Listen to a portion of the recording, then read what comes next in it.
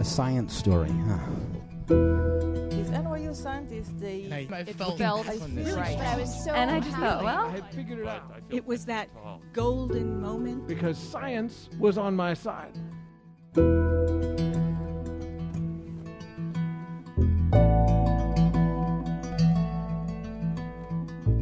Hey everyone, welcome to the Story Clatter, where true personal stories about science help us to discover how weird and wonderful it is to exist in this world and be a human.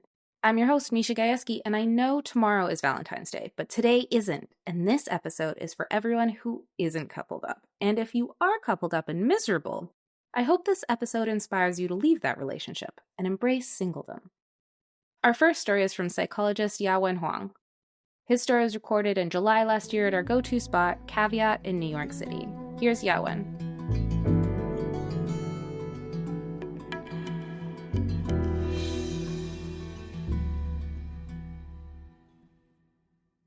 I met him in spring break last year in Puerto Rico. My friend was supposed to go with me, but she ditched me. And solo traveling was way out of my comfort zone that I would have canceled, if not because of a gentle push from science. So a few months before that spring break, I had started learning Spanish because my research was not going well and I wanted to do something that would at least bring me some results after I put in the effort. And then right before that spring break, I had also submitted my second paper of my PhD to a new journal. The paper looks at how we remember events that were not predicted, but in retrospect make sense, like the story you're about to hear. So after I submitted that paper, I had some downtime before pivoting to my other projects. And I decided I would go to practice my Spanish. It turned out going to Puerto Rico to practice Spanish was a terrible idea because people there speak really fast Spanish with strong accent that even native speakers from some other countries don't understand. But I got something else out of the tour. So before one of my tours, I had a really nice conversation with the tour guide in English. We follow each other on Instagram, and then at some point the conversation became a little flirty. And although nothing happened, it was really nice to know that you can still have this kind of organic in-person connection with someone, which is rare even for straight people, but super, super, super rare for gay people.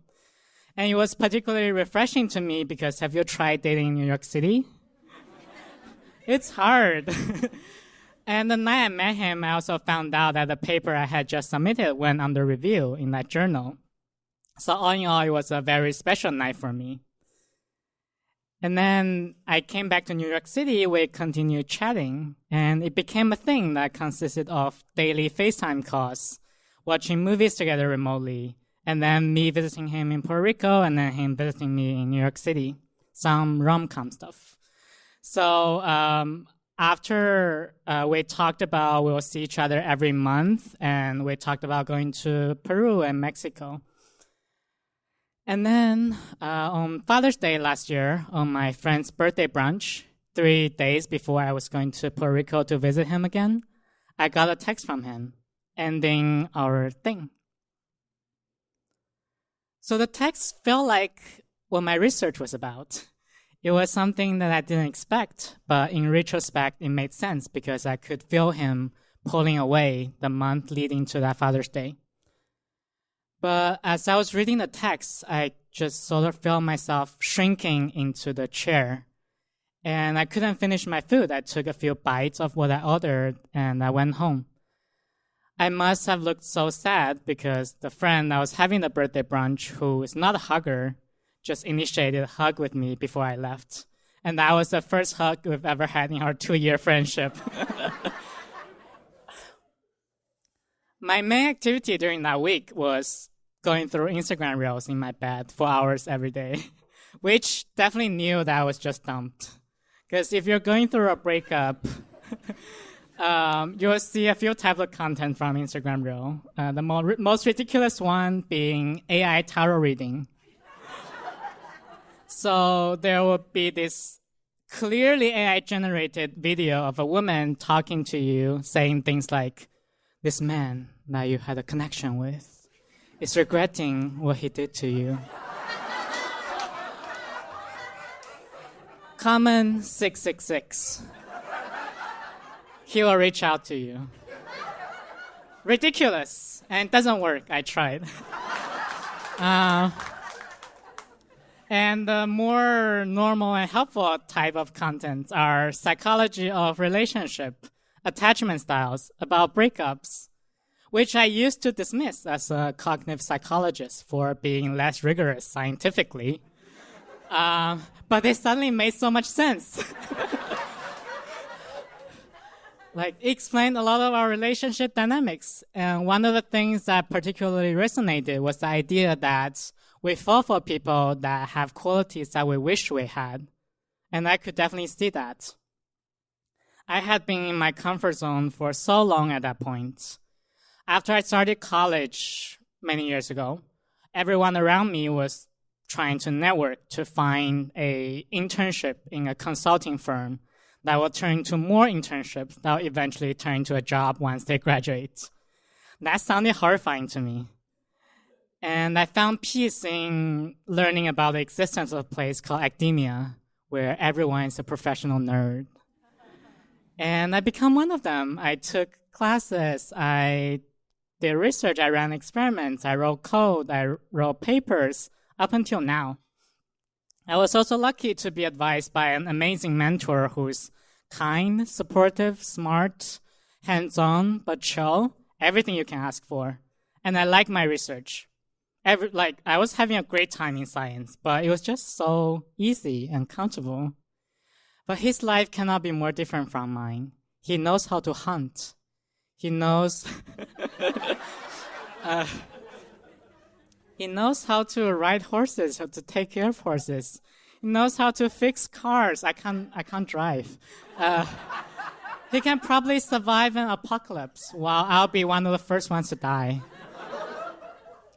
But perhaps more importantly, he had to go through a lot of hardship when he was much younger, which made him independent and capable of thriving and having fun in any kinds of situations. And deep down, I knew that this was what I wanted to be if I was more brave. So after teaching me this important lesson that maybe I just wanted to be more like him, Instagram also offered a solution. Well, kind of. So he used to be in a salsa band, and he likes dancing salsa. So Instagram pushed me an ad for a salsa class. I have never danced before, and I feel extremely self-conscious about my body movements. But I decided to take a baby step out of my comfort zone and give it a try. Salsa is hard. I remember when I first started, I would just keep staring at my own step, yet still manage to step on people all the time. In retrospect, I think I didn't give up because I really wanted to feel connected to him in some way after we were no longer talking to each other. And this desire had outweighed any fear or discomfort I had about dancing. But I was still sad at the time. And I was thinking about all the things we talked about doing, including going to Peru, which I wanted to do even before I met him, but I was too afraid to do it myself. So after the baby step of taking the salsa class, it became a little bit easier to leave my comfort zone again to do it. So I went in August with my friend's urge not to fall in love with a tour guide again.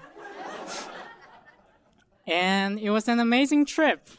While we were in Machu Picchu, overlooking the Asian ruins of the Inca Empire, someone from our tour group said that the best year of his life was when he was 26, when he went on all sorts of trips and adventures without getting hurt. And then I came back to New York City, and my 28th birthday was coming up. And the day before my birthday, I went for a postdoc interview and gave the best talk that I have ever given in my career, while still recovering from food poisoning from Peru. And then on my birthday, I told my friends that 27 had been the best year of my life, and I made a wish that 28 will be even better. And it has been. I continue dancing salsa. It has become something of my own that brings me joy instead of something as a way to feel connected to him. I continue traveling. I went to Mexico and Guatemala by myself after Peru. I made so many friends through traveling and dancing, and going out and meeting people had become one of my favorite things, which I would have never imagined 2 years ago when I would stay at home and code every day. So I got into science many years ago because I was too afraid to leave my comfort zone. I spent hundreds of hours collecting data from my participants and learned to make sense of them. Then many years later, science gave me a gentle push out of my comfort zone to collect data about myself.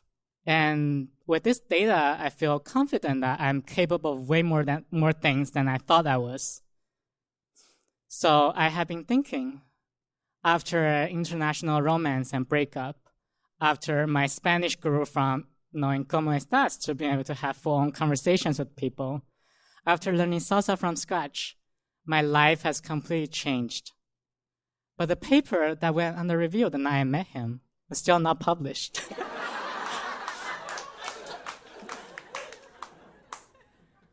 This was going to be my funny little ending to this story, but unfortunately for the story, it was accepted last month.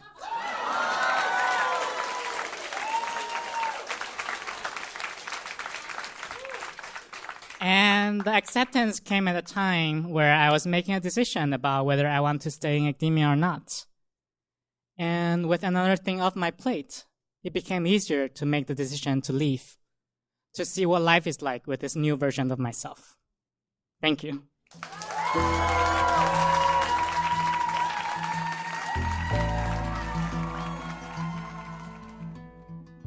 Heck yeah! That story makes me so happy, and I'm so thrilled Jiawen is out there living his best single life. If you'd like to learn more about him, head over to our website, storyclatter.org. Not everyone feels comfortable stepping up to the mic, and that's fine. There's another way to make Storyclatter happen, by becoming a donor. Right now, more than ever, the voices of scientists and science communicators need to be heard. At Storyclatter, we know that personal stories can break through the noise, connect people to the human side of science, and make complex ideas feel real. But keeping these stories alive and accessible takes support. Our donors make this possible. They help us produce the podcast, share stories that might otherwise go unheard, and spark conversations that stick with you long after the episode ends. If you believe in the power of science storytelling, consider making a donation at storyclatter.org/donate. Most people give around $10 a month, but every tax-deductible gift, big or small, helps keep the mics on and the stories coming. Thank you for making sure these voices are heard. Our next story is from Leslie Sibener. She's a neuroscientist and science communicator based in New York City. Her story was recorded last year in April, also at Caveat in New York. Here's Leslie.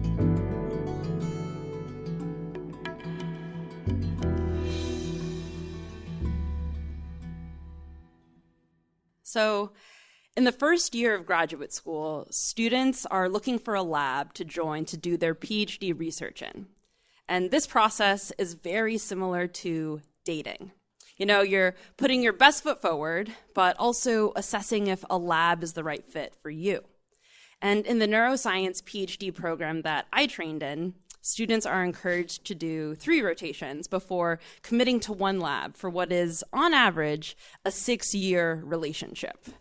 And that is no small thing for a 22 or 23-year-old like I was. So after I did my 3 rotations, I found the lab that was perfect for me. The community was tight-knit and welcoming, and the head of the lab was brilliant, but also kind, and I was able to do research in movement and motor learning that I was so excited about.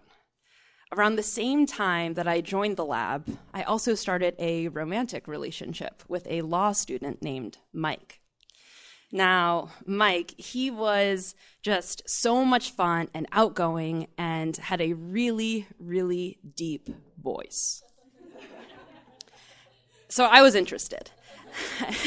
And the thing that really bonded us together was going out to see live music around New York City.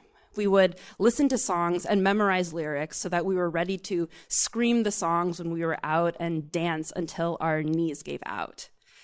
It was these moments of unrelenting fun that really drew me into him, and soon we were in an exclusive relationship. So, you know, for a PhD student, it is really, really easy to get caught up in going to lab every day and experiments for weeks on end. And his laid-back Southern California attitude was just exactly what I was looking for. So once we were exclusive, I started introducing him to some of my closest friends. And for me, this is a really important step because I have this close group of friends that I have been incredibly close with since before puberty. And I really consider them more than friends, but part of my family. So Mike got along with a few of my friends in New York, and we planned this trip to DC to visit two of my closest and oldest friends, Rosie and Nathan. I thought that this trip would be an amazing time to integrate Mike into our friend group, and our relationship could keep growing in the way that it had for the past few months. So when we got to DC, we first went to Nathan's apartment for a party. And it was the perfect venue because the living room was big enough so that we could set up this long table for beer pong. And so Rosie and I teamed up, and it was just like the glory days. She was hitting shots right and left, and I am not good at beer pong, so I was mostly there just cheering for her and basking in the moment of being together because it had been a really long time since I'd seen her. So as Rosie was lining up to make another killer shot, all of a sudden I feel Mike come up behind me and put his hands around my waist, lift me off my feet, and start spinning me. Now, I am not someone that likes being picked up in public, and Mike knew this about me, so it was odd that he kept doing this even after I told him to stop. There was this tension that started building between us, but I thought that it would just fade away. Over the next few days, though, Mike became icy and distant, isolating himself from group activities and literally turning his back in the middle of conversations. He was seething. So Rosie and I, we tried to go up to him and see if there was anything he needed or just encourage him back to the group, but he would not have it. The more this went on, I just started to become so anxious. Had I done something wrong? Was there something that I could do to fix the situation? After everyone else had gone to sleep on the last night, Mike and I started arguing in hushed tones. I asked him again, "What is wrong? It is so clear that you're upset." And that's when it all came out. He said that he hated every single activity that we did and that my friends had deeply disrespected him. And, I was shocked because I had not seen any interaction that would have made me think that this was going to happen. And eventually he fell asleep on the couch and I was just left crying quietly on a deflating air mattress. How had it all gone so wrong? After that trip, Mike and I started arguing more, and it was always about the same things. My friends had slighted him in some way, and he started becoming more controlling when we went out in public. I started to feel anxious because I never knew if a night was going to be a good one or a bad one. My friends, they wanted to help. They tried to plan activities that he would like and reassure me before we all went out that, don't worry, we're going to be so nice this time, and everything is going to be okay. Unfortunately, that just did not help. And every time Mike and I had plans to go out with my friends, my chest would just hollow out and fill with this dread. I tried to talk to him about how I was feeling, but he was quick to deflect and say that my friends were the problem and that everything that I was feeling based off of his reactions was just way overblown. He was always the victim, and everyone else were the perpetrators. I quickly realized that trying to navigate conflict with a law student, and especially an outwardly confident but inwardly insecure one, is just not fun. And so, Law students are literally being trained to craft and win arguments, regardless of what side they're on. And Mike was holding on to that role and would not let go, even though I thought I had years of evidence that my friends were kind and generous people. For me, as a scientist, I am just interested in uncovering the truth. And I really believed that there was something else underneath our arguments that was driving Mike's emotions. If we could just identify it and fix it, we could get out of this problem and move on, just like I would, troubleshoot equipment in lab. But our two approaches to conflict resolution were just at odds with each other.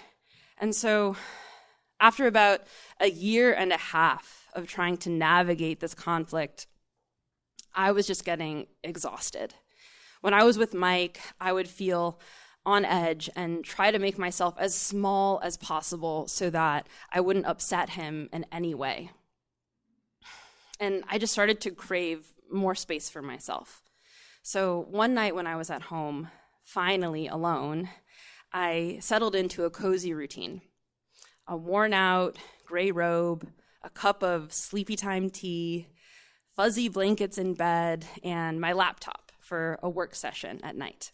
Comfortable and productive is really my sweet spot. And so I pulled up this PDF of a book that I was reading for my lab's journal club titled Reinforcement Learning, an Introduction.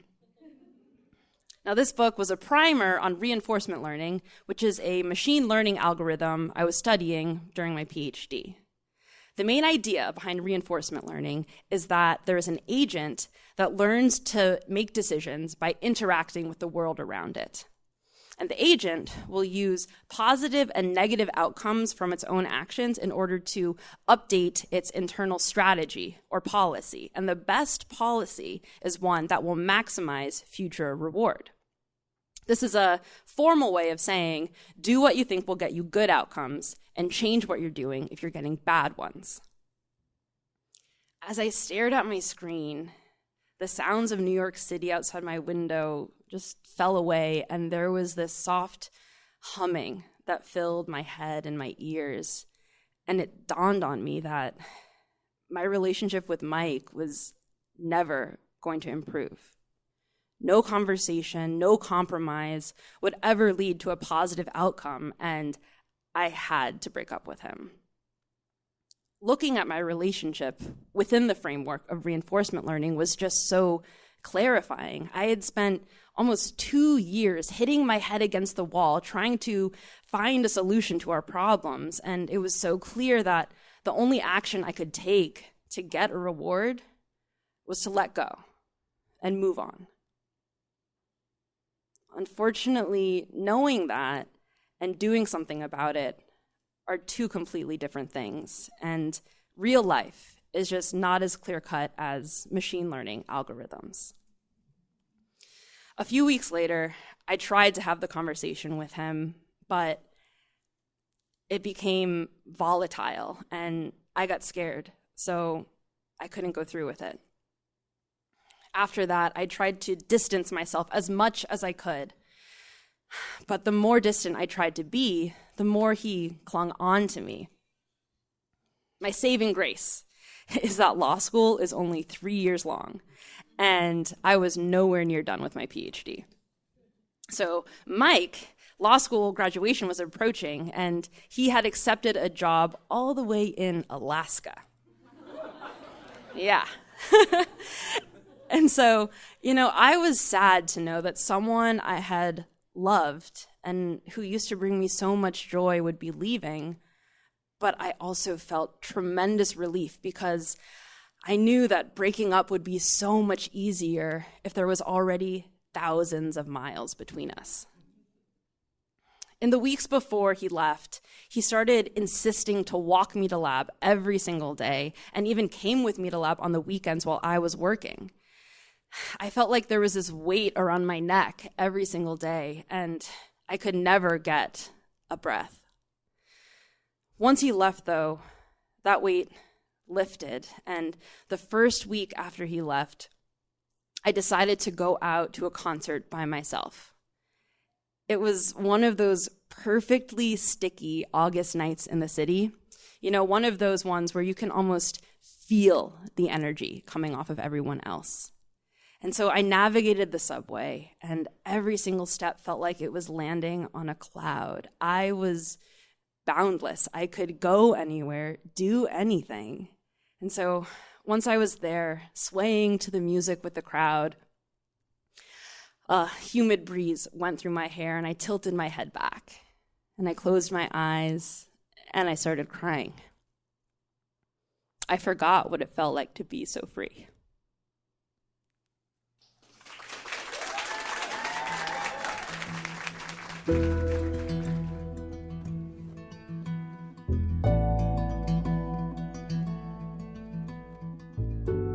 Yuck. If you're dating someone like that, do yourself a favor and break up with them now. And if you'd like to learn more about Leslie, visit our website, storyclatter.org. Our website is just one way to connect with Storyclatter, but there are so many other ways, and we hope you'll use them all. You can always follow us on social media. We're on Facebook, TikTok, Instagram, and Blue Sky. Head to storyclatter.org to become a financial supporter. If you're interested in coming to one of our shows, starting a Storyclatter show in your own community, or even learning how to tell your own science story, you can find everything you need on our website. And if you enjoy this podcast, tell a friend, share an episode, introduce someone to Storyclatter, and help bring more people into the world of science storytelling. This podcast is produced by me, Misha Gajewski, along with Jen Chen, Nikisha Roberts-Washington, and Aaron Barker. The stories featured in today's episode were produced by Diana Lee and Paula Croxon. Special thanks goes out to the Storyclatter's board and team. Our theme music is by Ghost, and next week we'll be back with 2 incredible stories about the need for representation in STEM. Until next time, thanks so much for listening.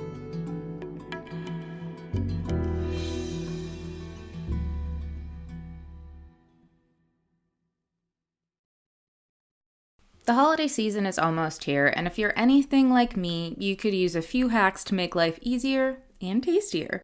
That's why you should check out All the Hacks. Hosted by Chris Hutchins, this podcast is all about clever ways to upgrade your life, money, travel, and routines without overspending. Chris dives into the strategies that let you live smarter, travel further, and yes, even cook better.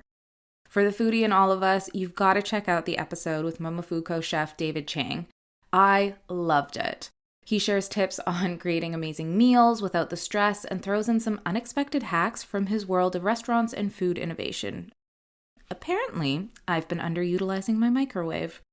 And the best part, each episode is packed with practical advice you can try immediately, whether it's streamlining your holiday shopping, planning a more memorable trip, or just squeezing a little more joy out of your day. Search for All the Hacks. That's All the Hacks in your podcast app. Hit follow and start upgrading your life today.